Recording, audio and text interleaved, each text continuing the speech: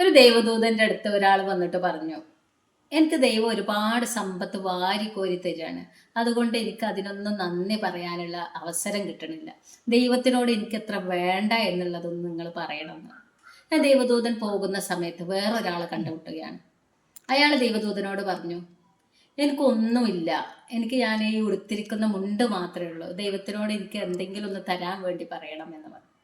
ദൈവദൂതൻ അങ്ങനെ ദൈവത്തിൻ്റെ അടുത്തെത്തി കാര്യങ്ങൾ ബോധിപ്പിച്ചു. ദൈവം പരിഹാരവും നിർദ്ദേശിച്ചു.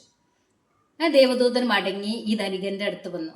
എന്നിട്ട് ധനികനോടായിട്ട് പറഞ്ഞു, നിങ്ങൾ ദൈവത്തെ ദുഷിച്ച് സംസാരിക്കണം, ദൈവത്തെ കുറ്റപ്പെടുത്തിക്കൊണ്ട് സംസാരിക്കണം. അപ്പൊ ധനികൻ പറഞ്ഞു, എന്നെ കൊണ്ട് അതിന് സാധ്യമല്ല.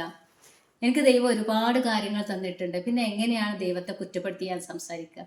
ആ സമയത്ത് അദ്ദേഹത്തിന്റെ മുന്നിലുള്ള സാധനങ്ങളെല്ലാം സ്വർണമായിട്ട് മാറുകയാണ്. ഞാൻ ദൈവദൂതൻ പിന്നീടെയും പാവപ്പെട്ട ആളുടെ അടുത്തെത്തി.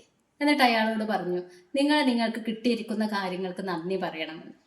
ആ സമയത്ത് ആള് പറഞ്ഞു, എങ്ങനെയാണ് ഞാൻ ദൈവത്തിനോട് നന്ദി പറയാൻ? എനിക്കൊരു കാര്യവും ദൈവം തന്നിട്ടില്ലല്ലോ.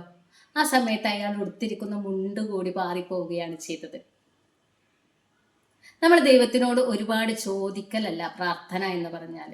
ചോദിക്കുന്നത് നല്ലത് തന്നെയാണ്, ഉള്ളതിന് നന്ദി പറയുക എന്നുള്ളതാണ് ഏറ്റവും വലിയ പ്രാർത്ഥന എന്ന് പറയുന്നത്. അൽഹംദുലില്ലാ അല്ലെങ്കിൽ താങ്ക് ഗോഡ് എന്ന് പറയലാണ്. Thank you.